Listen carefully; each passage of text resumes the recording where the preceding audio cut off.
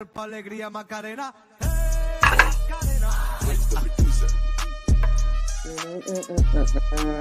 Man, what is going on with the theme music? You heard that? Nah. It wasn't me? Yeah. That's crazy. I'm slapping over here. You got a remix or something? I don't know. It's not a weird over here. I don't know. Anyways, another episode of the Three Amibros without one of our Amibros. But yeah, man. If you're new to the channel, subscribe. Yeah, all that good stuff. Yeah, like and subscribe. Anyways, let's comment. Oh yeah, like, comment, subscribe, all that good stuff. Yeah, man. Week 10 is in the books, going on to week 11. It is. I mean, Thanksgiving's next week, bro. That's crazy to me. Even that Thanksgiving is really next week. Bro, we 10 weeks in, 11 weeks in. That's what I like about football. It fly too fast, bro. It's too short and fly too fast. Yeah. Troy could jump in. Who knows? We're gonna see. Yeah, we're gonna see. I hold his team for last, just in case he decides to jump in. But yeah, let's first get into the 49ers and Jags. All right, so start off with a question. I got a two-part question. I finished my salad. Started off. I got a two-part question. First part is the 49ers officially back? Second question is, did we overhype the Jags? Yeah, for both of them. No. Well, I wasn't. I do remember last episode I was saying I picked the Niners to win. Mm-hmm. As I get the rest of my salad dressing off my fingers. But I picked them to win. The Niners, they went through some hiccups. Brock Purdy went back to being Brock Purdy. Well, he went back to being what he should have been with an injured. They just went on a cold streak. They was injured. They just went on a cold streak. The Niners are a talented team. I didn't lose faith in them. I was laughing at them. It's hilarious. But I didn't lose faith at them. They showed that there's some kinks in their armor. Yeah. Which is every team in the league. So, yeah, I guess they're back. I didn't really think they left too much, but they definitely won the cold streak. But they're back. And the Jags, I still think the Jags is a great team. They just it was opposite. They've been on a hot streak, and they just got cooled down. So I think the Jags is still a good team too. I love Doug Peterson, and they got. I think it's the bye that affected them because they're coming off. Both teams were coming off a bye, and I think that the bye helped the 49ers get healthy, whereas I felt like the bye cooled off the Jags. Do you agree with that? Possibly. They do. I don't know because football is played once a week. Feel me? It's not like basketball, so you can win 10 games, but you're still playing them a week at a time. So I don't know. Maybe, but I think the Jags it was a bad matchup for the Jags. And they actually had a good matchup. I don't even know I think the Jags will be all right. It is a little shaky though when good teams get spanked by good teams. But see, that's the thing that concerns me. The fact that it wasn't just a regular loss. It wasn't like a good game. It was a total asshole. Like it was just from top to bottom, all three phases. The Jags looked outclassed. Trevor Lawrence looked pedestrian in this game. Mm-hmm.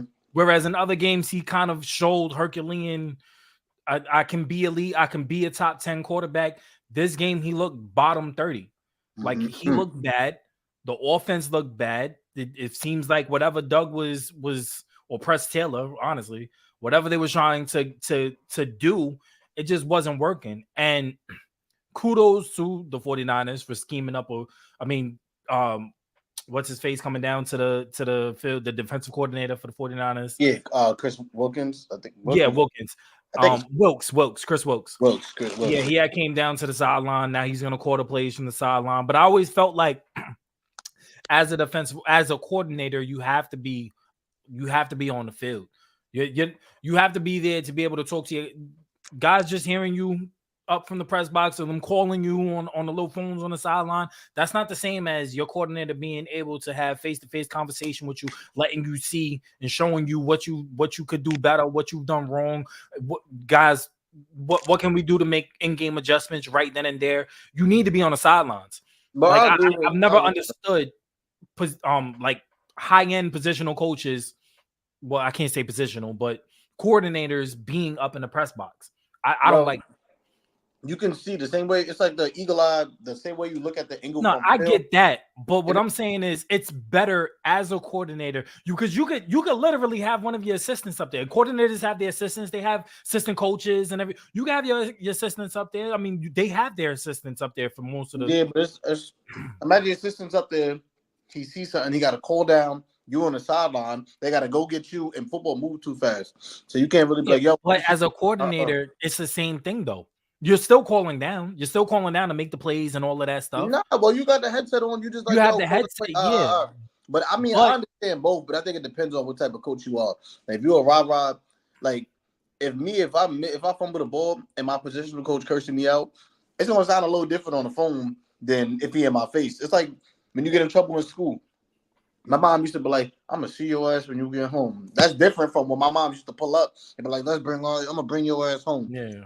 Feel me? So but it depends on what type of coach you are. If you're not like a rah-rah, I'm gonna whip your ass coach, then you could probably coach from up there. You get a better view, you can be more strategic, and you can coach as you go through the headset. But if you're a rah-rah, get in your face, motivational type of coach, then you know what I'm saying, it's a little different. I mean, but Wilkes he's an ex defensive back. No, linebacker, I think, right? I forgot what position he played. I think, but he played defense in the league. He's a player's coach. Mm-hmm. I feel like as that, it's one thing for somebody like Cowboys defensive coordinator, Dan Quinn.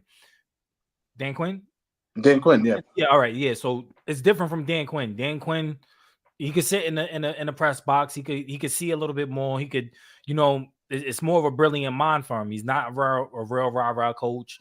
Gets his defenses in there, but I feel like Wilkes, being a ex defender, the ex defensive, whatever was a back or linebacker, whatever it was, him being on the field level, being with the players, showing them right then and there, because I mean they have the tablets with them. So I mean it's almost the same thing. It's just a little bit different as far as where exactly you are. I just feel like for him personally, you see the difference that it made. The defense was more engaged. They played it was a tighter game for them on the defensive side of the ball. So I in my opinion, I think that Wilkes being on a sideline helped out the defense more than it has in the past couple of weeks where he's been in the press box. Well, yeah. Well, his name is we called him Chris Wilkes, Steve Wilkes. We've been butchering Steve Wilkes, yeah. Steve Wilkes, but I don't know. I feel like that's something I can't speak on that because I'm not in the locker room. I don't think they've been playing the games they've been playing because he's been up top. I feel like that's the story like ESPN and all that ran with. That's like a player's coach thing. You have to be there to feel that. So I can't really. I understand both things. I don't know Steve Wilkes' personality. I don't know how he motivates people. So I have no idea. But I can see you coaching on the sideline. I can see you coaching in the press box. I can see both. A lot of coaches coaching the press box too. Yeah. Well, not head coaches. I don't see head. You don't see head coaches, yeah. But moving on to the Texans at Bengals. 2 questions. Another 2 questions. This was a game. Should CJ Stroud be a front runner for MVP as a rookie? And are you surprised that the Bengals lost to the Texans? I think I was the only one that had the Texans winning this game. Yeah, I think so. As I eat my Kit Kat now. That's white chocolate. CJ Stroud should definitely be white chocolate. Yeah, white chocolate. There's the only white thing I like. But D-Bucks. No, we stop. That's a Steve Brooks. We get shut down tomorrow. But go ahead. Yeah, CJ Stroud. He's been balling like he played for the Eagles. He's been balling. He's been going crazy. He's definitely no doubt been going crazy. But also at the same time, the Bengals gave this game away. Joe Burrow was throwing picks. So it Yeah, was that just was super really sloppy. uncharacteristic, very Super sloppy. sloppy. But That's I also Hmm? feel like missing T. Higgins was a huge component as well. I mean, Boyd had 2 critical drops this game. Yeah. Higgins He's is not also been dropping those balling though. passes. He's also been bowling though. He put him in a lot. He put him in position to win with a lot of big catches. But you missing T Higgins. T Higgins is dumb nice, but you have Yeah. 2 other good ass receivers. You already spoiled with 3. You have 2 other good ass receivers with a good running back. So you feel me? I think they gave that game away. Joe Burrow I don't know what he was doing, but at the same time, as Troy enters, I told you I knew he was gonna pull up. What He was the came, over under for that? well, I had Troy pulling up money line. Okay. It was under. I had it +3. I had it +3. It was like 2.5. It was like 2.5 topics. He's gonna pull Okay. up on. I had a +3. Well, he came in like wrestling. You know how they be interference. Yeah, Burrow definitely gave that game away, but CJ Stroud was him. Definitely him. He's making average Joes. I ain't gonna call him average Joes. I'm gonna say unproven youngsters look like something. He's looking like something. Joe Burrow was looking like nothing. Joe Burrow was wild in that game. That's probably one of the worst games I've seen Burrow play in a while. And so I think he should be definitely considered an MVP. Troy, the question, it was a 2-part question. The first question was, should CJ Stroud be considered a front runner for MVP and as a rookie? And the second part was, are we surprised that the Bengals lost? First of all, let me apologize for being late, absurdly late. Apologize, Albert. But when you got kids and you tired, man, you know what I'm saying. You putting them down, you get, you know what I'm saying. But I'm here now. I'm here. But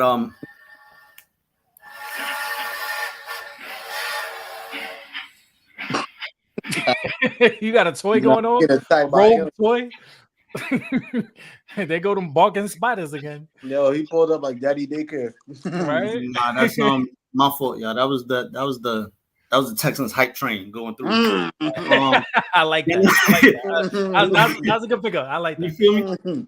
Listen, week in and week out, you know what I'm saying? Week in and week out, I sit here and I go off about how good CJ is and how he's him. And yet again, just when I think he's gonna hit that wall, I said last week that I needed to see him do it on the road before you know what I'm saying? That's the only knock I had on him. He went into Cincy, he got the job done. Right now, he 1000% needs to be in the MVP conversation, bro. It's not even a question. I think he's like top 3 in the league in passing yards right now. He's going off before the game, like touchdowns to picks ratio. Yeah. He only threw one. He threw another pick, but that's only his second of the season. He got more passing yards than Tua this year. 15-2, which is wild. 26-26 passing yards. That's the other train. That's the other hype train. I don't know if y'all heard that. That's the other hype train. But but the second question: are you surprised that the Bengals did lose this game? That they threw this game away? I'm not. The Texans have been playing good football, bro. They've been playing good football. I'm not surprised. I'm the only one that said that the Texans are going to win this game. Let it be stated. Let it be stated. I'm surprised that right now. My fault to cut you off. I'm surprised that right now, if the playoffs started today, the Bengals wouldn't be in the playoffs.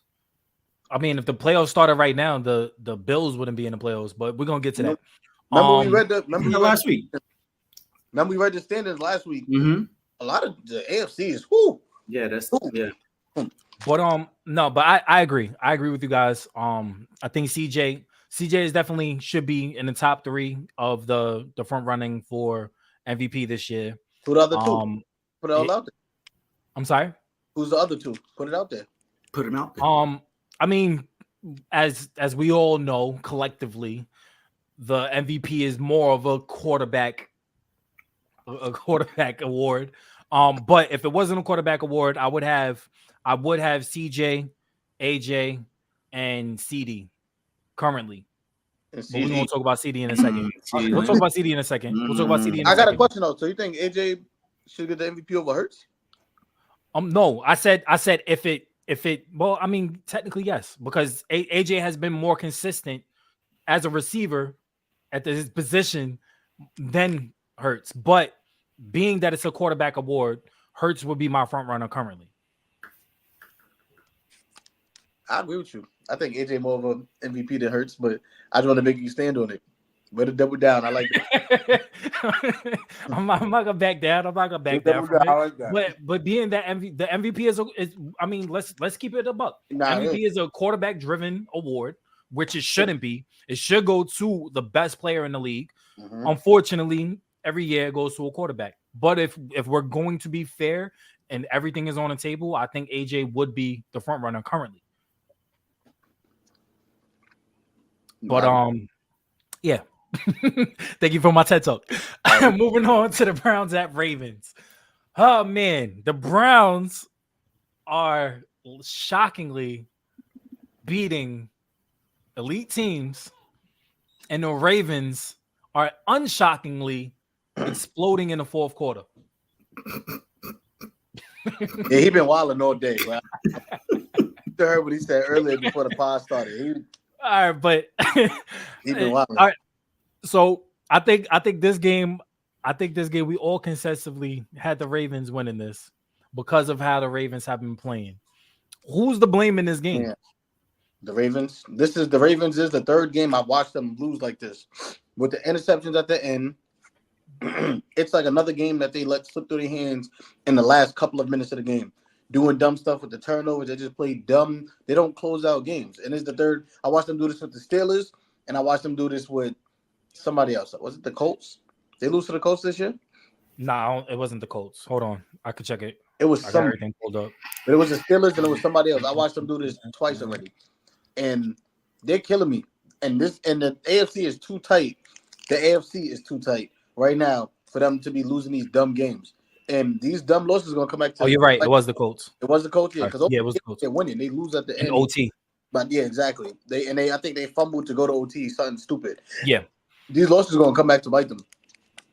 This is the third game I watched the Ravens do this. Well, I mean, when you look at the conference, I mean, it's their third loss. They're still number 2 in the conference. But I understand what you're saying only because it's a divisional game. Mm-hmm. And that's what's gonna make everything kind of imbalance when it does come to seeding, when it comes to making it into the playoffs. Because I mean, as we stated coming into the season, the AFC East, AFC East the AFC North. Is it the North? What am I getting? AFC North was the toughest division in the AFC out of all 4 teams because of their defenses. But when you look at the other side of the ball, that's where it's supposed to separate. It's supposed to be Cincinnati and Baltimore at the top offensively. Is it? I don't know. Well, I'm saying it's supposed to be. It's not that right now. But when you look at what's going on right now in that landscape, the Browns look like the team to beat in that division currently. With no quarterback.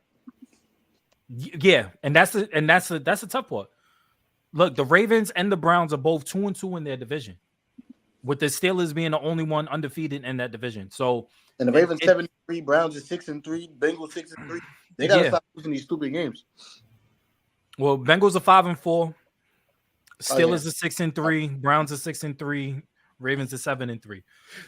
So it's gonna come down to who has the better divisional record to win the division, and then it's gonna come down to who has the better record to get into the playoffs. Because I said in the beginning of the season, it's gonna be 3 of those teams are gonna make it into the playoffs. I'm not even sure. I used to think that, but the AFC is so tight right now. It's like you don't win the division, you might not go to the playoffs. And the AFC. Well, I mean, there's going to be a really good team people going to or 2 that won't make the playoffs. That's right. Everybody got around the same record, and there's still a lot of the season left. They're gonna mess around. They're gonna lose another game or 2, and they're not gonna make the playoffs. Troy, how you feel? I'm not shocked. You said it's shocked. You were shocked that the Browns beat another elite team. I'm not shocked, bro. They got. These are my wild card. This is my wild card team. I'm saying more as. It's more shocking that the Ravens blew another game that they could have won. Again, I'm not shocked. it's a it's a third one playoff team to me, bro. They're elite in their own right, especially on defense. So that alone is going to make they're going to compete with any team in the AFC for that reason. You know what I'm saying? And they proved it on Sunday. So I'm not shocked that they blew it. I'm not shocked that the defense stepped up when they needed to. But it's a divisional game. You know what I'm saying? These type of games happen when you're playing a divisional opponent. Another dogfight. So it is what it is. Well, I'm glad that you decided to join us because we didn't think you was. But on the chance that you was going to join us, I did. I mean, we thought he was going to come. The over was 2.5 topics. 2.5. He gave me that 2 topics. He gave me that 2 topics. He had the money line. What did I miss? But you just missed 49ers and Jags, and you came in during Texans at Bengals. But this is the one that we skipped. We was gonna wait till later. Hopefully that you had joined by the time we was able to talk on the subject. But being that our resident Pats fan is in the building, Colts and Pats were in Germany, and they was eating I don't even know what Germans eat, man. I was say that. I was trying to find like a German dish, but I don't even know what German. Like wiener schnitzel are like Dutch, right? Like hey, Troy, hey, I don't know. Cut a wiener sandwich. Hey, a wiener schnitzel ain't that German? Oh. Well, I mean, I know that they do the Oktoberfest. They do the beers and stuff like that. That's really all I know about Germany. But yeah. So Pats and Colts were in Germany, and the Pats put up another stinker, and Bill did the unthinkable. Oh my God! Talk about it, Troy. What did he do? He put that boy on the bench. I was leaving it for Troy. What did he do? He put that boy Mac on the bench where he belonged again. But and for honestly, I don't think that's a bad pick too. Wait, how you so you cool with that? Him putting Mac on the bench? 2 minutes left. The game-winning drive. 2 minutes left. Nah, you know what? Let me get into it because. Like I said, I hope we don't win another game the rest of the year. So I'm glad we lost the game. I'm gonna put that out there. There was no reason for us to win that game. I mean, there's a reason for us to win that game. Troy made the call. Yeah, Troy made the call. It's like, yo, bench back right now. We can't win this game. There was no reason, but getting to that pick, that was definitely the worst throw I've ever seen. Wait, which quarterback make? Which pick, Zapp or Jones? The Zappy one. The Mac one. No, the Mac one was horrible. The Mac one was because I'm looking and I'm like, that he was wide open at the back of the end zone. Like you can't even get away with it with a deflection at the line. I thought maybe it got tipped at the line, but like that was the worst throw I've ever seen. You know what I'm saying? And Zappy is that he's no better. He's Mac 2.0 to me. I mean, so Bill putting him on the bench. I honestly think we should keep Mac the starter the rest of the year. Supposedly we're gonna switch to Zappy or even Will Greer after the bye week, but I think Mac gives us the best chance at getting a top 3 pick, maybe the top overall pick. So why not let him lead us to that? You feel me? Why not? There's no reason for us to win games the rest of the year. There's no reward in winning. So that's what it is. I'm sitting here watching the interception over and over. I did see number 52 get through. But yeah, Mac, I don't know what he was thinking. He did something like an Aaron. And Gesicki was open. Gesicki was open. If you wide open, all you have to do is throw it over the top. He did like a strong arm pass, and he don't got a strong arm. But no, he did it off his back foot. That's what I'm saying. Because he felt pressure, but he didn't split to the left or something. He just thought he was. I don't even know. That was crazy. I think what he thought was he probably thought that he had enough zip on it to get it over the top. Because if you look at the throw off of the back foot, he's leaning back, and when I'm seeing the play is I'm thinking, all right, so it's clear he beat the defender. He's at the back of the end zone. The corner's up. The corner's like a good 5 yards up. And I think he just thought he had enough lift on it. There was a linebacker who picked it off, and the throw was 5 yards short. The linebacker had to stop and come back for it. Like that's why he caught it laying down. He had to stop and come back. it was just I don't. Yeah, it was a bad throw. It's return to the crack, baby. That's Crack Jones. I don't know who that is. That was crazy. Yeah, I mean, Troy, quick question. Are you still under the belief that Bill should ultimately part ways and Bill should keep his legacy intact and go somewhere? Because as our other resident Eagles fan over here said that Bill is going out like Andy Reid his final season with the Eagles. I like that. I dwell on that a little bit. Remember Andy Reid, his final season with the Eagles, where we ultimately went. I mean, he made a lot of questionable decisions. We went 4-12. I believe that was the dream team year. That was the dream team year. That was the dream team year. That was the dream team. That was the year that he put a defensive coach at offensive coordinator. No, he put our offensive line coach. Offensive line coach at defensive coordinator. As our defensive coordinator. Yep. Which was insane. And then, when we was 35th in the league in defense, there's only 32 teams. When we was 35th, and Wonka still actually had like a good game, he got rid of him. He fired him. His first good game, he got fired him, and then I think Todd Bowles became the coach. Or Sean DeMont, one of them from the Andy Reid tree. Todd Bowles should have been promoted in the first place, but I digress. Go ahead. But the one thing I will say, too, with Andy Reid is, like, when I say that, I have to say this. If you remember that year earlier in training camp, remember how we used to practice in whatever college in Pennsylvania? He did find his son dead, who was a coach too. He found his son dead in one of the dorm rooms, and he didn't step away at all. So he found his son dead earlier that season. Like, he actually found his son's body in the room earlier that season and still played. So I don't think he was all the way there. Yeah, it could have been one of those things where it's like you're just going through the motions, so you're just doing anything, But Bill, on the other hand, his kids are very much alive and in the Patriots organization. Troy, talk about it. The difference also is Andy wasn't almost 80 years old in his final year in Philly. For me, he had a lot of years of coaching left. Bill doesn't. You feel like Bill should just retire, not even try to go for another job? I think, like I said last week, I'm not opposed. I would never sit here and say we should fire him. I would never say we should fire the greatest coach of all time, ever. But I'm not opposed to it at the same time. I think it does need to be a mutual parting of ways, which it might looks like end up being. Yeah. And I think it's retirement or the Giants for Bill. His love for the Giants isn't a secret. That man is infatuated with the Giants.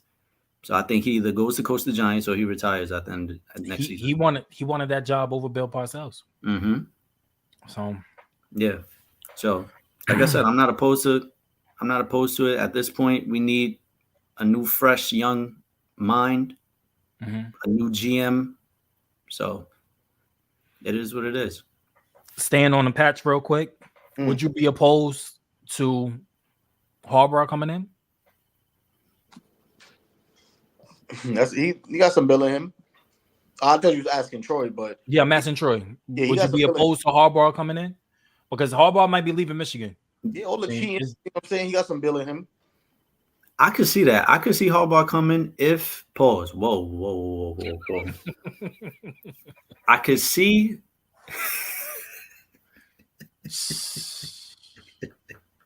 Moment of silence.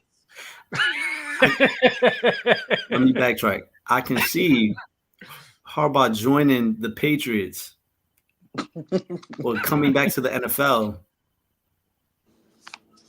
if the Patriots draft JJ McCarthy.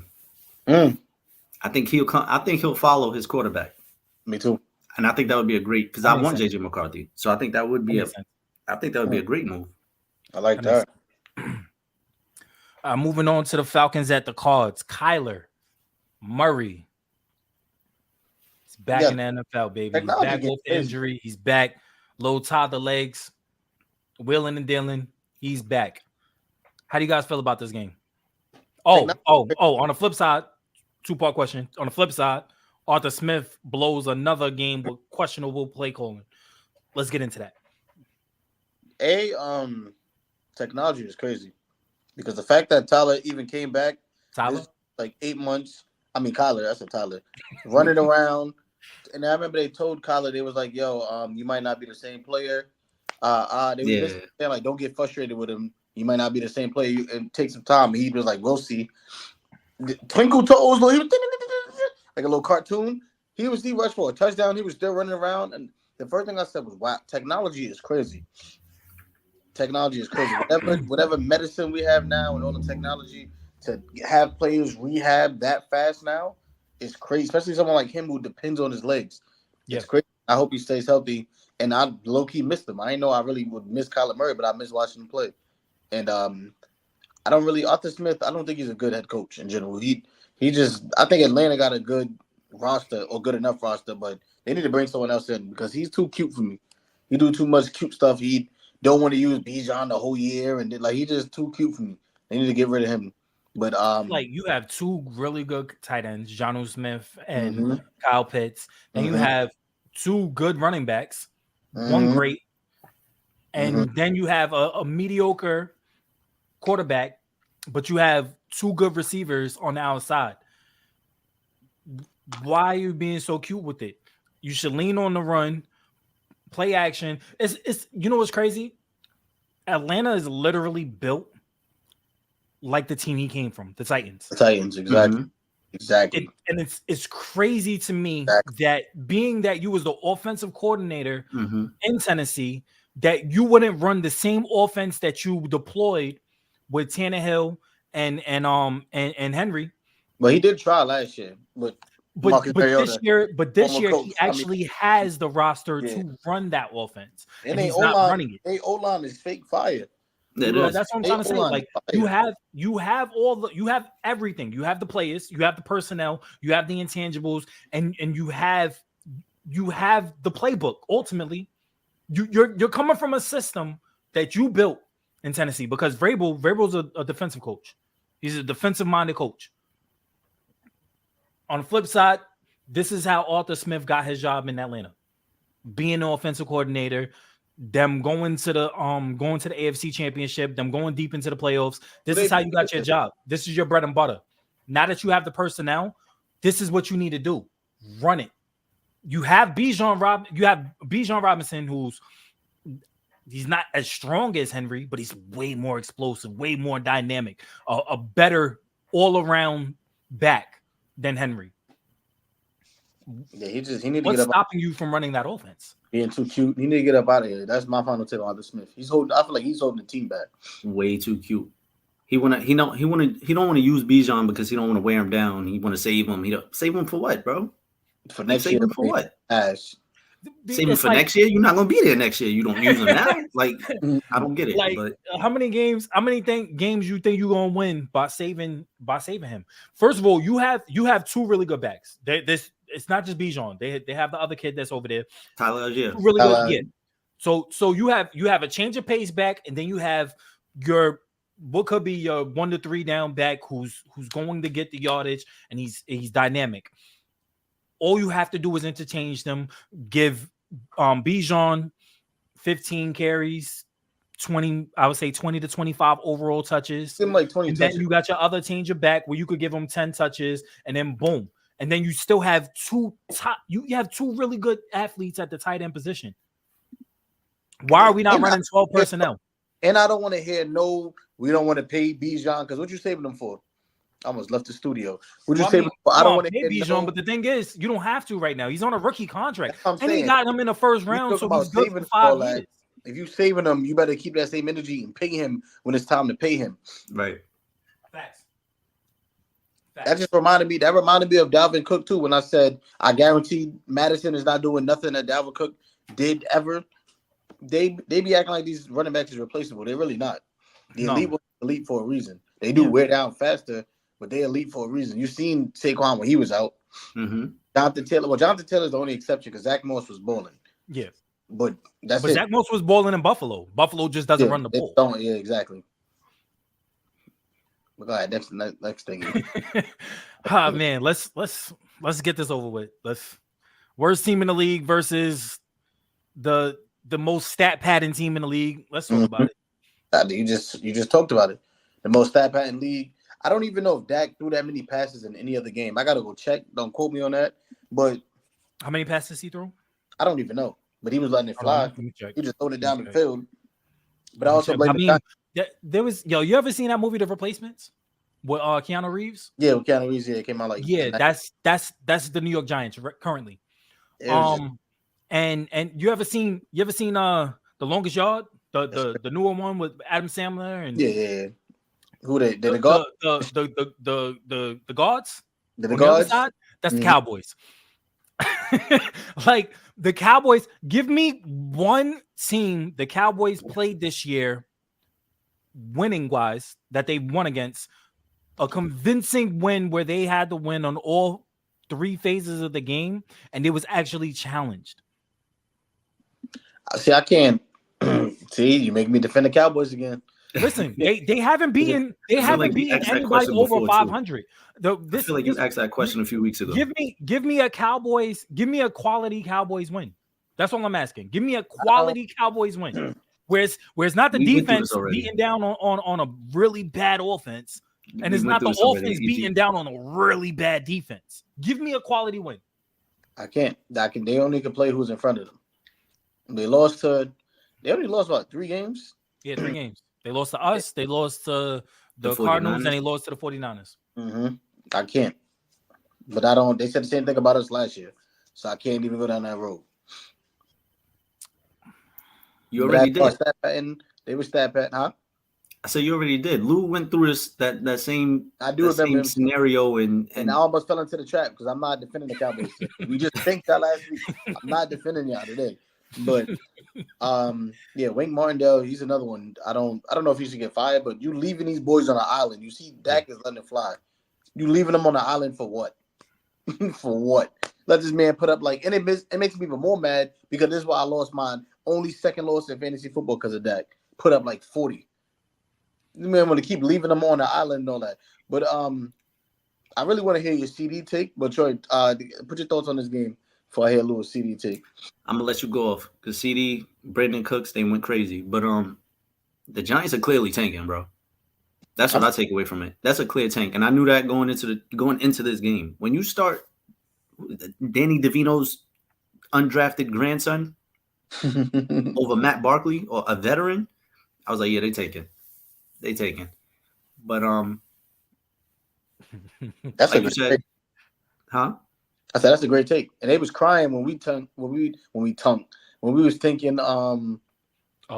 tanked that game away? But we tanked the Washington game away and made the Giants not make the playoffs. Oh my God! And just click notification. I got one of my coworkers. He's a Giants fan, and I'm like, what's the point of tanking? Like he's looking at the quarterbacks in the draft. I'm like, y'all paid Danny Dimes, you stuck with him.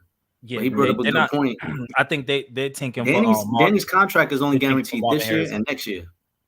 Like after that, they're tanking for Marvin Harrison. Yo, y'all don't hear the music? No, the music playing on my joint. The intro music.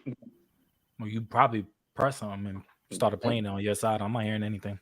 But yeah, go ahead. But my CD take is this. Everybody's been talking about how CD isn't a true number one because he's playing out of the slot. Let me ask you this. Do we get on Cooper Kupp? Because Cooper Kupp primarily eats from the slot? No, we had him ranked as a number one wide receiver just 2 years ago. Do we get on Wes Welker? Because Wes Welker, Edelman too. Did we get on these guys because they was primarily out of the slot? No. I could Tyler Lockett, primary slot guy. We didn't get on Tyler during their little dynasty.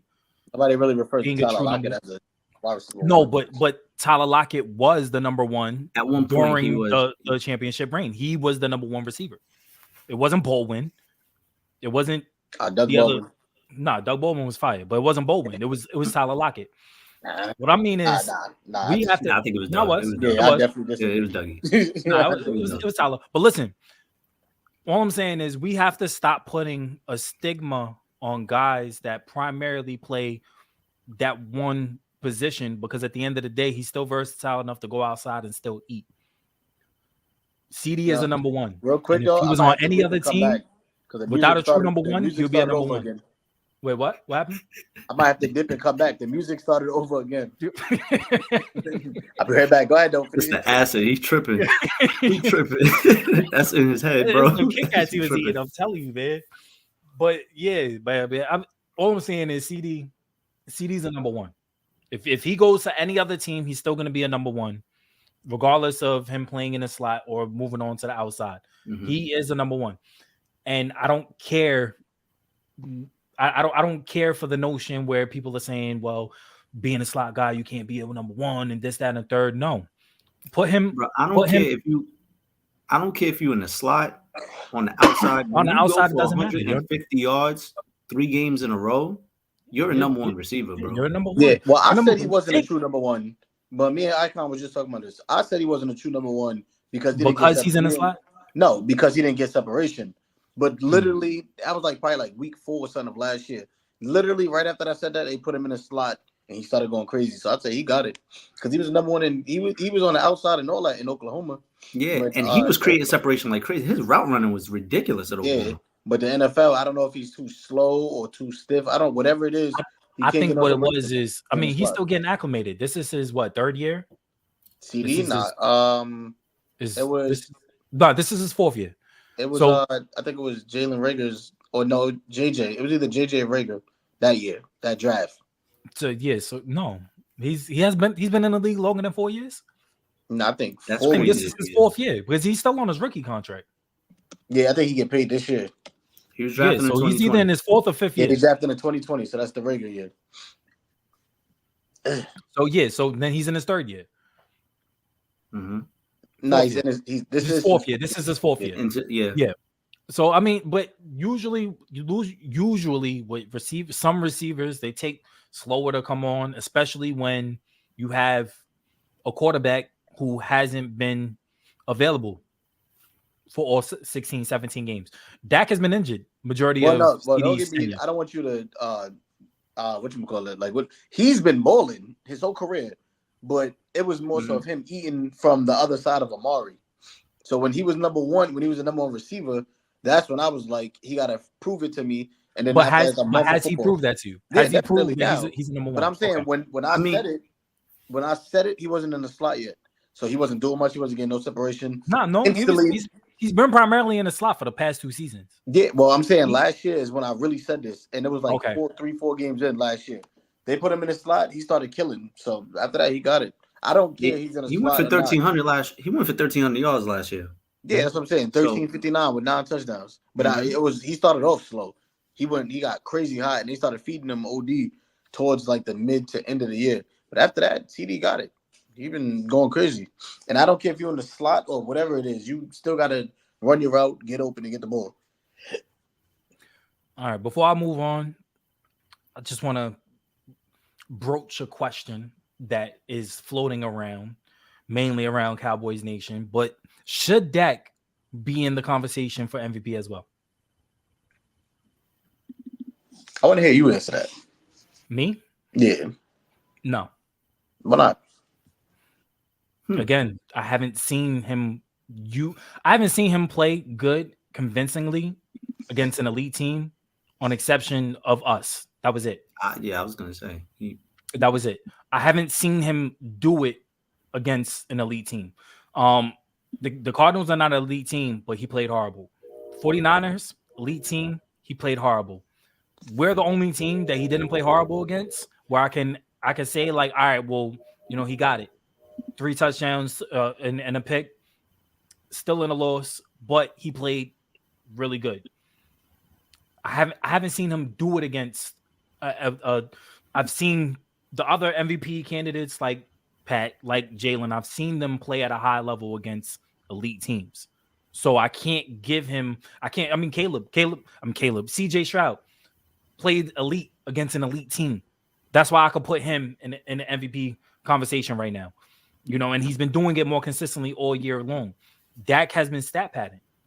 When you go against bad teams and you're just putting up empty calories, I mean, you're just gonna get fat. I've been saying this about Dak. I've been saying this about Dak for a long, long time. But if we talking just numbers and MVP and all that, his numbers is better than Jalen. I'm just saying. If you're talking about passing it's interception to touchdown ratio is better, but I mean, I think Jalen, aside from this game, going into this game, Jalen had more yards than him. No, Jalen had more overall touchdowns. Well, yeah, this game total touchdowns. This game, I forgot to count this game. How much he had? This game he had 404. So if you take that away from what he has, he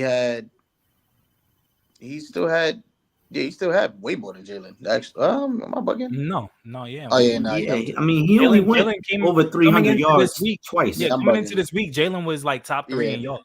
Yeah, I'm bugging. Without this game, that's what it is. The numbers are weighted with this joint. But I don't think Jalen should be an MVP race. But that's just me.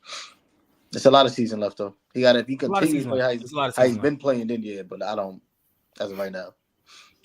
All right, Jets at Raiders. The Raiders hosted a breakup to a relatively good game from Wilson. Surprisingly, even though it kind of fizzled out fourth quarter, they couldn't really do anything. He was moving the ball. He's moving the ball down the field. They just couldn't score a touchdown. Then in the fourth quarter, a brutal interception.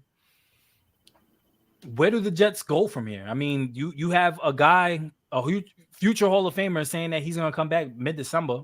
I mean, that's literally in 3-4 weeks from today. They might not even be in the playoff picture at that time. Is it even worth Rodgers coming back? Well, I think the Jets should do exactly what they've been doing. They had many opportunities to pick up other quarterbacks. They obviously didn't want to, probably from upstairs, because what's Baldy's name? Salah has made it clear he's pleading the fifth on interviews and all that. When they asked him about the quarterbacks, this man said, "I plead the fifth," like he's in court. But they obviously is coming from Woody Johnson. Pause. That name is crazy.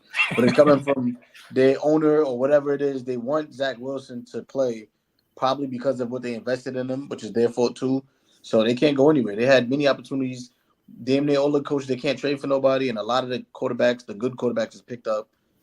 They stuck. They have to play Zach Wilson. They can go to Trevor Siemian, but once they turn that page, once you turn your back on Zach Wilson twice or 3 times, you got to get rid of him. Yeah. And Aaron Rodgers, I don't know, his coming back mid-December is unheard of, but if he's healthy enough, cool. If he's not, then you stupid. Trey. I agree with everything you just said. They stuck with Zach now. They let that train go past with getting another quarterback.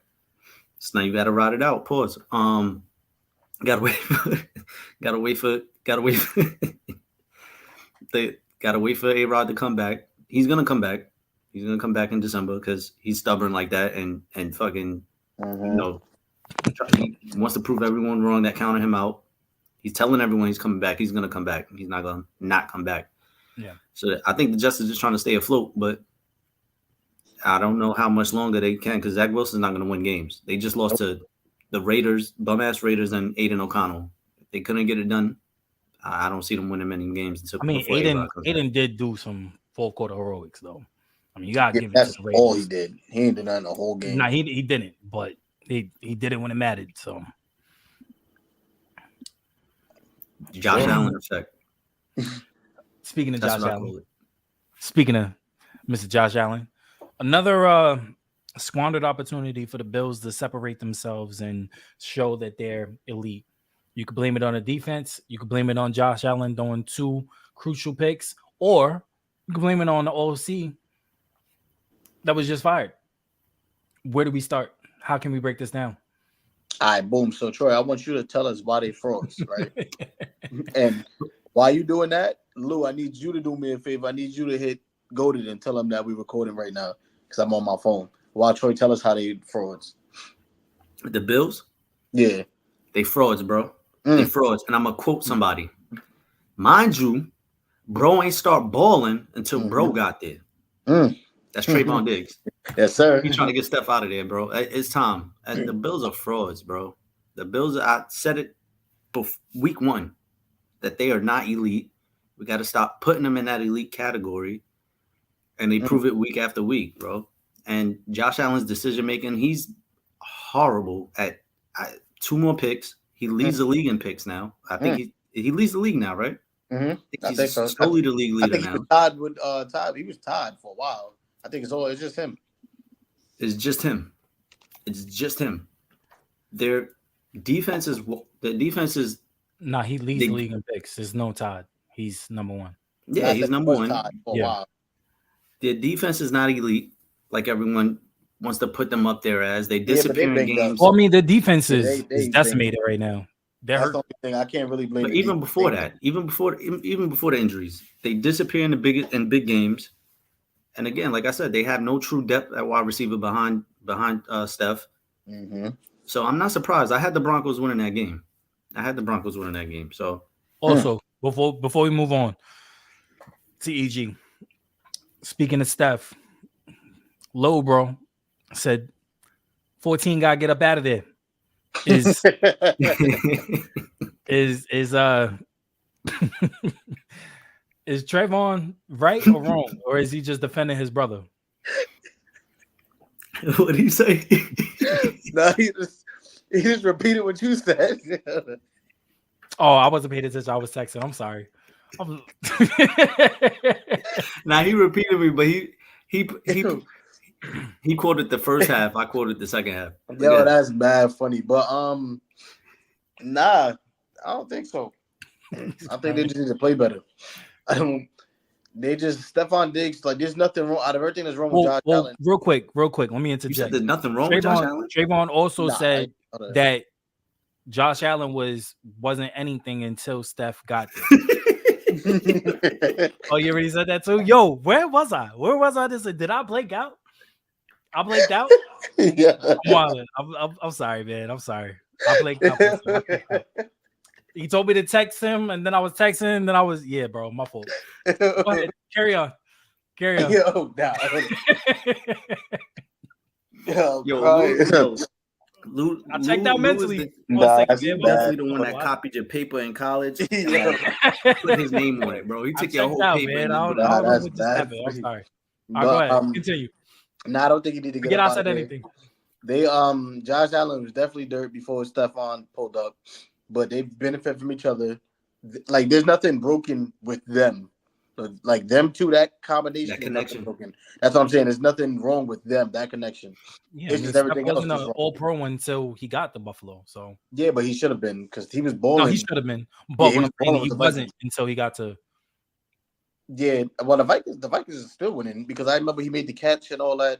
But he definitely should have been, or Pro Bowl or something at least. Yeah, but I don't think he need to get up out of there. I think they just need to fix what's wrong with them, which is we'll see the offense. I think they need to dumb it down and rein Josh Allen back in, just commit to running a little bit more. But that's the thing. That's the thing I don't understand because Cooks had 19 yards of carry. Yeah, like, why are you getting away from the run when you see your quarterback struggling? I mean, I understand you pay your quarterback, you open the floodgates for him, let him go crazy because you're paying him. Like, what are you paying him for if he can't do everything? But it's like when you see him struggling, rein him back in. Game plan for him to game manage for a game or two and let him get his swagger back or whatever the case may be. Yeah. They're using Dalton Kincaid more as I knew they would. But get rid of Gabe Davis, like I said last year. I'm saying he's a wide receiver 3 to me, 4 maybe. Get rid of him. Get this man another receiver, possibly like a. They could have had DeAndre. They could have had DeAndre. Yeah, that's what I'm saying. They could have had so many. They could have had Devontae. Bro, they haven't had a good other receiver since I think John Brown was on their team a couple years ago. He was balling for them. That's what I forgot about John Brown. Yeah. Yeah, you need someone else who can at least get a super speed receiver so he can all them bombs. Josh Allen like to throw down the field. Let him try to overthrow on a Deshaun Jackson type receiver. But they need to rein him back in and make him a little bit more of a game manager, like stick to the run and just win some games like that. I mean, when you look at everything as far as numbers wise, I mean, rushing wise, Cook had 109 yards or for 12 carries, 9 yards a carry. Murray, 9 carries, 68 yards. His first run, boom. First run was like 20 yards. 42. So, but that's what I'm saying. Like, I don't understand. Like, you see that the run game is working, but you still want to force feed Stephon Diggs. You still want to force feed Kincaid. You still want to force feed Gabe, who had 3 drops that game, which was I think one of the drops was could have been a touchdown. Mm-hmm. That's their identity. That's their identity is pass first. Their identity is I get that Allen identity, but sometimes during he games when you see that something is working, you have to. Sometimes it's fine to come into a game and have that identity that you've had all season long, but sometimes when you're in a game, you have to formulate a new identity on the fly because something else isn't working. But you just said a word. I think Josh Allen tries to compete with Pat Mahomes because at one point they was almost equal. Yeah, like there was no Burrow. I think Burrow was probably hurt. He probably tore his ACL. But at one point, it was they just were the face of the leagues at one point. Exactly. Yeah. It was when he was on the Madden cover and all that. But that was when the Bowl was still in Buffalo. That was before the Bowl. But I honestly, what I really think it is, I mean, they fired the OC for a reason. I really think it just comes down to coaching. I think that. Daboll. Yeah, they didn't fire Daboll. No. They fired the OC that's what today. They hit the panic button. OC, they panicking. What I'm saying is Daboll put them in position because Daboll had him balling the 2 years. Mm-hmm. I mean, he switched up the mechanics. He had him doing he was calling the plays really good, and then on top of that, he was holding Josh Allen accountable. He leaves. He created Josh Allen, bro. Like I said, you created your own monster in this point, and you don't have anybody to reel in the monster and make sure that look, you're wilding right now, and I need you to do this because I don't know what you're seeing over here, but I need you to see the rest of the field. There's nobody over there that's holding him accountable. I don't think what is it, Joe Judge? Is that his name? That was elevated to Burrow's ex offensive coordinator. Or Burrow's ex head coach, Joe Judge. Joe Judge from Joe Brady. I'm sorry, Joe Brady. I'm saying Joe Brady. Who am I thinking? Judge. That's the Giants ex coach. Yeah, that's what I'm saying. Right. Yeah. So his head back. Pause. But now you got Joe Brady. I think Joe Brady will give him, I guess, a little bit more freshness because he knows Burrow and he knows the type of arm that he can get out of certain plays with Josh Allen, but still, it's what would you rather for your head coach to be offensive driven, or for your front office to love this defensive minded coach who the players love, but even the defense is not benefiting from him. It comes down to is it an offensive problem or is it ultimately a head coach? It's a Josh Allen problem, bro, because it don't matter who you got coaching. They can't make the decisions on the field. And whatever Josh Allen is seeing, I don't know what he like. They can't go out there and make the throws for him. Mm-hmm. So I don't know. Yo, what quarterback Josh Allen reminds of? Brett Favre. The last gunslinger. I think the very good. A lot of touchdowns, but a lot of interceptions. Brett Favre.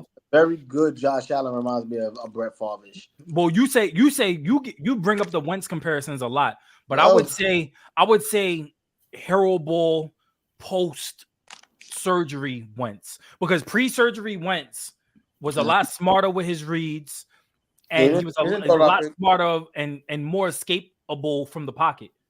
Mm-hmm. The thing is with Brett Favre surgery, with Favre, he'll go out there, he'll throw three intos, but then he'll throw 5 touchdown passes, right, and win the game. I said good.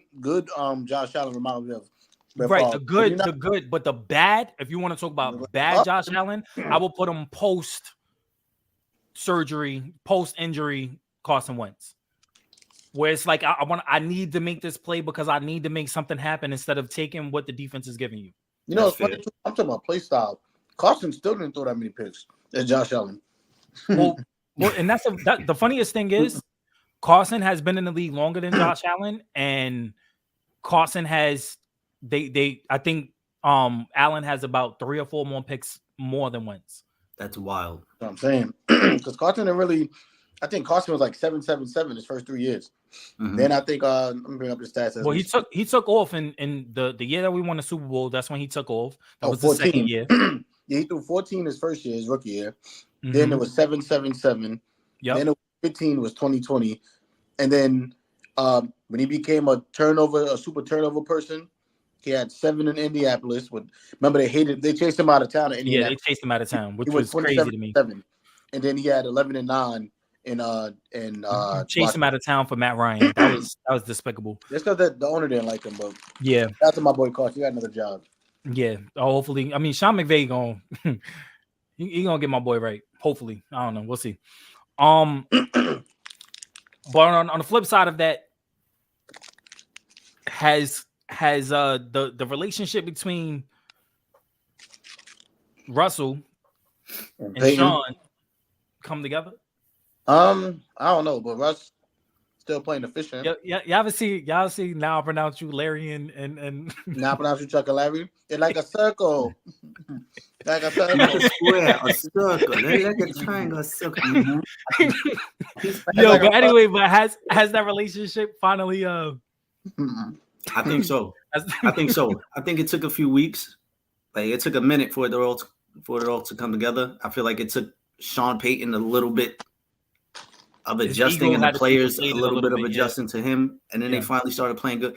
After that Dolphins blowout, like they could have easily just packed it in, bro. Like they could have just, you feel me? Like they could have just packed it in. But the fact that the players came back and they started playing better after that, that shows that, you know what I'm saying, they figured out the formula of, you know, how to win football games. And I think Sean realized what he has, and after the trade deadline, now you stuck with Jerry Jeudy, and you know what I'm saying? You stuck with the receivers that you have. You stuck with the core that you got. And Russ been balling all year. It was never on Russ. You know what I'm saying? So, you know what's funny? I think the Broncos figured it out. Sean Payton figured it out. And remember I said that. I was just about to say that. The funniest thing is EG has said that going into the trade deadline. He said, now that the deadline's over, watch them start to actually ball because all that stuff is behind them. They know that they can't be traded. They can't, you know, the worst that could happen is they be released. That's the worst that could happen at this point in time in the season. And you remember when they got spanked, when they got that 70 put on their head top? Yeah. Remember, the first thing I said was I was surprised because their defense has been top 5 the last few years. Yeah. So I'm going to give up 70, but you see they snap back. They snap back like a post-birth body. I mean, they here now. Defense is they got a BBL. Like Rihanna. They got a BBL. Moving on. Oh my God. Moving on. Let's go ahead and get to our week 11 2-minute drill. Man, our Thursday night game, we finally actually have a decent Thursday night game. Hopefully, decent Thursday night game. Bengals at Ravens. The Ravens open up -4. Division game. I hate to say it, I'm starting to lose faith in the Ravens, bro. I'm starting to lose faith in them. Talk about it. I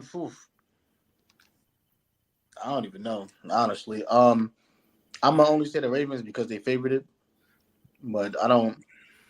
Yeah, I'm starting to lose faith in the Ravens. The Ravens, but I'm losing faith in them. You know what's funny? Before Troy gives his pick, you know what's funny? The Ravens start up red hot every single year. That's a fact. Fizzle at the end of the year, going into the playoffs. Every year they've started out with 7-3, 8-2, 9-4, 3-ish. Well, Lamar fizzle out going into the playoffs. Yeah, no, Lamar, but even when Lamar, the year that they went into the playoffs and they faced off against the Tennessee Titans, they lost their last 4 games. Yeah, I looked it up. Yeah, I was gonna say that sounds like a lot of fatigue on Lamar's part. I think it's like him starting off hot, starting off energetic, hot, fresh legs, and then towards the end of the year, it's just like a mental fatigue. Like, could be a case in point last week with those 2 interceptions, and just he looked like Deshaun Watson. Deshaun almost outplayed him. That's just crazy. Yeah, but Deshaun hasn't played good all year. Yeah, exactly. He barely. I got the Bengals winning this game. I think Joey Burrow comes back, bounce back. I got the Bengals. I got the Bengals too, only because T. Higgins is supposed to be back. Nah, he's out. Week. Oh, he's out. He's out. He's on IR. He's not officially ruled out, but he's not going to play this game. Okay. All right. Well, I mean, even without Higgins, I still have the Bengals. Like you said, I think that this is going to be a bounce back game for them. It's a division game. They know that they have to win this. They're 0-2 in the division currently. This is a must-win game for the Bengals, and I think that they pull this one off. So I got the Bengals as well. We got the Bears at Lions. The Lions open up -9.5. Lions. Mm-hmm. They cover that spread. Yeah, consensus. Cards at Texans. Texans open up -4. Texans. Consensus. Chargers at Packers. The Chargers open up -3. Before we give our picks, can we talk about how the Chargers have one of the best constructed rosters in the NFL, but they're consistently Buffalo Billing? They remind me of the Eagles.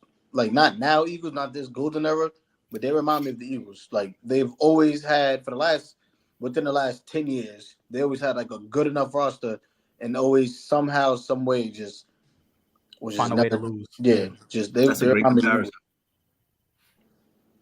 The old Eagles. We're the new Eagles now. All right, let's give our picks. Chargers open up -3, and they're in Lambeau. Chargers.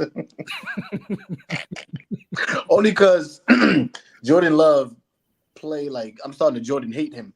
It's hard to watch. I would never pick Jordan Love to beat that. The Chargers got a defense, bro. Nah, their roster is fire. Their roster is fire. But they still give up a lot of points.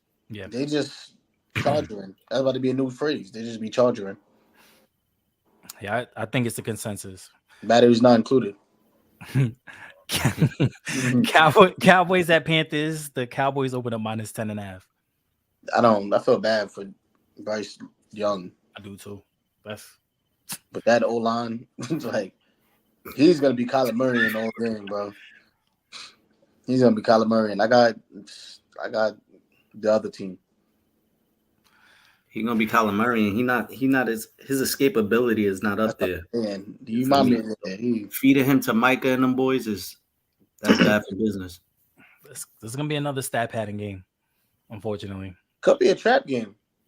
I was thinking that too. I was thinking that this could be like a breakout. Bryce Young hitting stride, tearing up that defense. I mean, it has all the makings for it. Mm-hmm. Sound good, but it does. I don't want to get trapped. There's no gray area. It's either gonna go. It's a trap game, or he's gonna get murdered. It's one or the other. But I'm gonna have to lean on the Cowgirls. Well, I know Andy Dalton warming up right now. So. Giants at Commanders. The Commanders open up -9.5. Yeah, because if DeVito play again, it better be Davido, the Afrobeats artist. He probably play. I mean, but Sam Howell like number 2 in the league right now in yardage. He letting it fly. The enemy. And Samuel Bagg. They have a really good receiving core. Yeah, they always have. Sam Howell he couldn't have some bad games though. I don't think it'll be as easy because I think the Giants D-line have to get to him, but eventually they'll get the Giants defense will get tired eventually, and then the Commanders will put up points on them. Commanders. DeVito starting again, right? DeVito going with him. Danny or the rest of the year? Who? No, you're talking about the third string. Danny done. No, Danny DeVito. Danny DeVito. I His don't first know. name is Danny. Tommy DeVito. Nah, it's not Tom. The Giants like quarterback. DeVito. Yeah, DeVito. Yeah, I think so. Yeah, he's starting again, right? Yeah, I believe so. I'm not sure, but I believe so. Wait, is Tyrod done too? I have no idea. Nah, he's still out a few more weeks though. Yeah. So it's either Matt Barkley or Tommy DeVito. Nah, it's DeVito. They're starting DeVito. DeVito. They probably trying to get Matt Barkley. I seen that man play in college one time, and it was yo, and that's why I said the Giants are tanking. They're gonna lose this game. No, I feel like this might be a trap game. I don't want to say a trap game. I think that they will lose, but I mean, I think first of all, he's an undrafted rookie out of a D2 school, and he's just there to be there.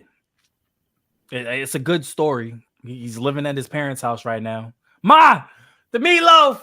He still makes. Don't get it wrong. Like, bro, it's a good story right now, but practice squad players make good money to get your own crib, your own apartment at least. But he's staying in his parents' house. Yeah, like, they did a whole story on him and everything. But I'm saying, if you're on a practice squad, you still making like $50K a week or whatever. You could. Yeah, without a doubt. But what I'm saying is, that he's not. He's not the guy that I would put. I would put. Me personally, I would put out Matt Barkley. But if, as Troy alluded to, if they are tanking, then yeah, you're starting DeVito. But yeah, they Matt Barkley. I'm sure he's trying to get acclimated to the play the playbook. He's familiar with Dable. Yeah, he had Dable. He was with Dable in Buffalo. Matter of fact, that's what I'm saying. That's a Buffalo. clear tank. Yeah, you're right. When you have a quarterback who has experience in your system and you still start Tommy DeVito. Yeah, I forgot. It's funny that we drafted Matt Barkley. He could have been like a number 1 pick if he would have came out of school earlier. He stayed one extra year, hurt his shoulder. He could have been like one of the number 1 overall pick. I think Chip Kelly drafted him like 5th round or something. Yeah, I think we got him we got him in the late rounds. Raiders at Dolphins. Dolphins open up -12.5. Dolphins. I think this is another trap game. I think this is the trap game. If there has to be a trap game this week, like they can't be all. There's a trap game somewhere in here, but I think this is the trap game. I don't know. I'm leaning toward the Raiders. That spread is too crazy to me for the Dolphins over the Raiders, and with whatchamacallit trying to Antonio Pierce trying to solidify himself as the head coach. This might be a trap game. I don't know. Raiders put up 16 points. Dolphins not putting up no 16 points. Yeah, but they put up 16 points against an elite defense. The Jets, yeah, but that quarterback have an elite defense. That quarterback is not good. Look at the week before the Antonio's what was that score? Yeah, Antonio's debut. The Giants though. That was against the Giants. Yeah, it was 30-6. But I still don't believe in that. But the Dolphins defense don't scare me. Nah, but I like their offense. And the Raiders just got a pass rush, but they just got Max Crosby. Yeah. The Raiders did just pick up Jack Jones though too. So you throw him into that defense. I don't know, man. I feel like this is a trap game. I have the Dolphins winning, but I feel like if there's any trap game this week, this is the one. I agree. I think Devontae goes crazy. I think Dolphins picked them up. Well, we shall see on Sunday. Steelers at the Browns. Browns open up -4. I think the Browns, only because the Browns lost last time, but it was the defense. The defense scored like 3 touchdowns. I had their defense, but I think it's the Browns. And Kenny Pickett, not it. I don't like him. They didn't have Deshaun last time they lost, right? No, they did. He threw like. No, they did. That was like the game 1, I think. Game 1 and 2. It was the beginning of the season. He threw like a game losing pick to either Watt or Highsmith for one of them. Yeah. Yeah, I got the Browns. This was the game that Chubb went down. Oh yeah. Micah hit him. Yeah. I mean, I said Micah. Minka. Yeah, Minka. Minka. I called him Micah. It was you that messed me up. Man, this one's tough. Division game. Both defenses have been bowling. It's the offenses that have been scrubbing it up. It's like a pick your poison, honestly. What Deshaun Watson is going to show up? I want to lean toward the Browns. They're home. But hurry up. I'll stay with the Browns. It's consensus, Troy? That's consensus. All right. Titans at Jags. Jags open up -6.5. I think this is going to be a lot closer than the spread. Me too. Because I think I like Mike Vrabel as a coach. I don't know what it is. I like him as a coach. And I think Trevor Lawrence can easily be shaken. But I think the Jags just got too much talent. That's what it really going to come down to. The Jags historically have been bad against Vrabel. And that's the only reason why I would give the notch up to the Titans. But I think this is going to be a bounce back game for Trevor. They're going to barely win this game. Side note, there's reports that if Robert Kraft does fire Belichick, that his home run pick is to bring Vrabel back to New England, which I'm down for, bro. I'm all for that. And I got the Titans winning this game. I'm not mad at that. I think either or would suffice. Bucks at 49ers. 49ers open up -11.5. See, I think this. You think this is the trap game? Nah. I'm not mad at that either. I'm not mad at that. I think this game is going to be. I'm not mad at that. Like I would take. You said plus what? 11. 11.5. I would take that plus quick, fast, in a hurry. But then again, I don't know because Baker sucked. I don't know though. I don't know.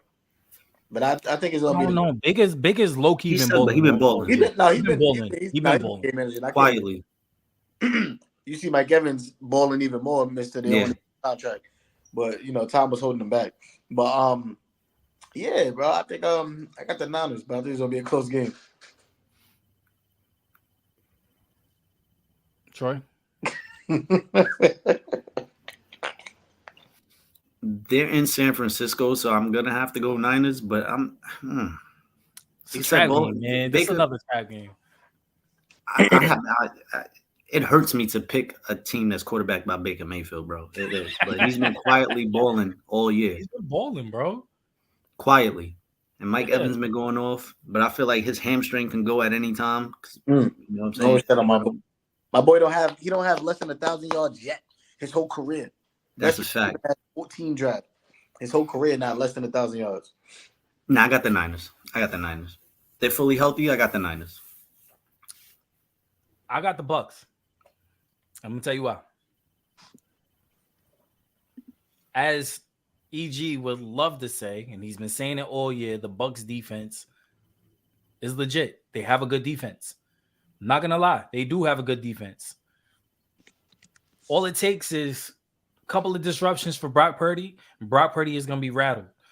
You've seen Brock Purdy against teams with good pass rushes, and he hasn't looked like he's looked like Mr. Irrelevant instead of Mr. Unirrelevant.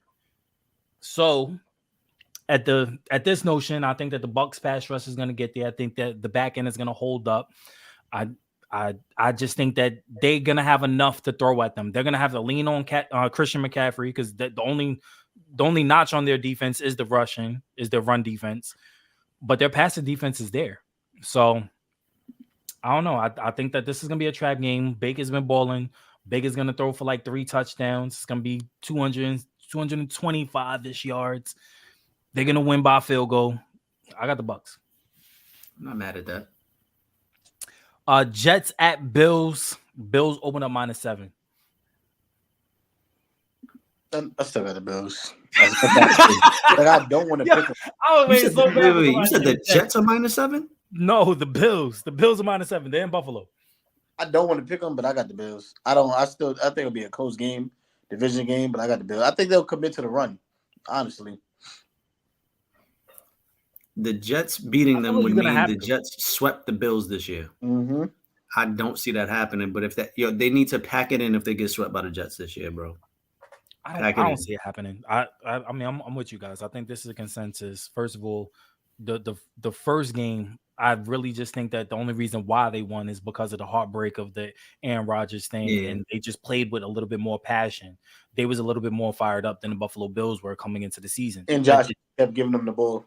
Well, that too. But I think that if you limit the turnovers for Josh Allen, I mean, this is an easy win for the Bills. It should be. And if they stick to the run game, because that's the only thing that's susceptible on that side of the Jets. You're not going to really throw it up and down the field too much against the Jets. They have an elite defense, but they're susceptible to the run. So I got to lean on the Bills currently. But if the Bills get beat by the Jets and get swept, like Troy said, pack them up. They're not making the playoffs at all. Seahawks at Rams. The Seahawks open up -1. Division game. I got the Seahawks though. Rams cooled off. Division game though. And wait, they're coming off a bye. The Rams are coming off a bye. Carson Wentz is starting. I thought Stafford was coming back. Stafford done? Well, Stafford coming back. Stafford done. Stafford done. They got him coming back in fantasy, so I don't know. Really? I said he's expected to return. Yeah. All right. Well, if he's suspected, then I have the Seahawks. I have the Seahawks. Wentz plays. I have the Rams. He's gonna start. Yeah, he's saying he's expected to start, but I got the Seahawks. Right, I got the Seahawks. I got the Rams. I'm not mad at that. Vikings at Broncos. The Broncos open up -2. I like the Vikings story. And I think Brian Flores is going to give them fits. But I think this is when the Josh Dobbs magic slows down a little bit. Especially how the Broncos defense been playing. I think Russ gonna play efficient, game manage, and I think they're gonna beat the Vikings. Put some respect on the Pastronaut's name, bro. He is the Pastronaut, bro. Josh Dobbs, I told y'all last week, Josh is a cheat code with that Vikings team, bro. And I think they run it up this year, especially if JJ comes back this game. It's a wrap. It's a wrap. So I got you're gonna have Surtain shadowing him like he did on Diggs. What? He gonna have Diggs, Stephon Diggs. He's gonna have Surtain. What did you say? What did you say? He's gonna have Surtain shadowing him like he did on. Yo, I swear I heard something different. I heard something. I swear I heard something different. I ain't say nothing. That's why I was. All right, but yeah. Anyways, this one is the only reason why this one is tough is because the Vikings are dealing with a whole bunch of injuries. There's no guarantee that J. Jeff is back. T.J. Hawkinson is questionable with ribs. Osborne is out with a concussion. And then you have their O-line with a foot questionable. Madison's out. Their top linebacker is done for the season. Then you have their backup linebacker who backed him up. They got a lot of injuries. It's too much going on and too much to overcome against a surging team with a really good defense. So they're in Colorado. I'm gonna have to lean towards Denver this game. I think that this is gonna be the one game where Dobbs doesn't look as amazing as he has these past couple of weeks. I have the Broncos.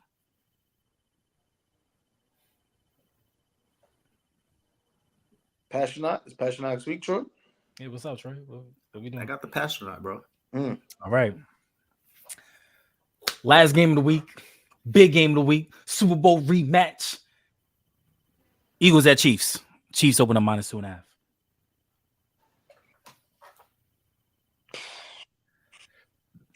Look, man, I'm doubling down on my team. We're not playing on Arizona field. I get it. We don't got the pass rushers that we had last year, but guess what? Still got Josh Sweat. Still got Sam Reddick. We still got the number one defensive rookie in the league currently. Who? Sam Reddick. Josh Sweat. Yeah, we still got the same. We got better pass rushers. That's what I'm trying to say. And we're not playing on the same field that we was playing on in the Super Bowl. We're playing at Arrowhead. Yeah, get noisy, get rowdy if you want. But guess what? Fourth quarter sack time is coming. I don't care. The field was coming.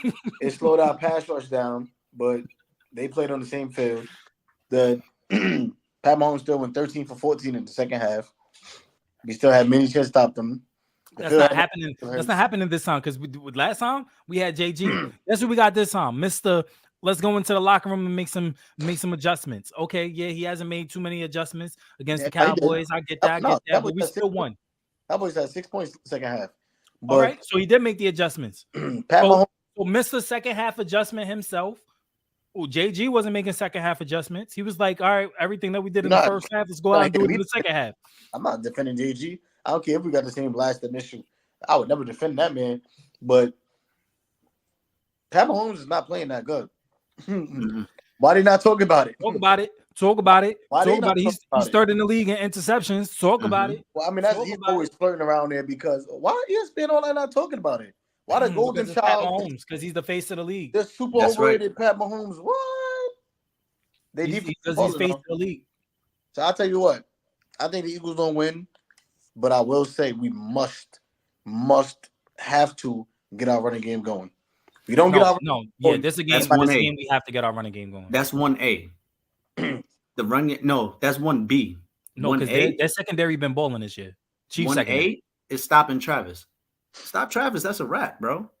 Kevin Byard, I think he hasn't been as advertised so far, and I think he's still trying to get acclimated. But coming off the bye, I think he's gonna be good because Kevin Byard has been a Kelsey stopper in the past. So we can probably slow him down. I mean, it's a whole different. And we get Roby back. We get Roby back, and all we have to do is worry about Travis. One person, Travis.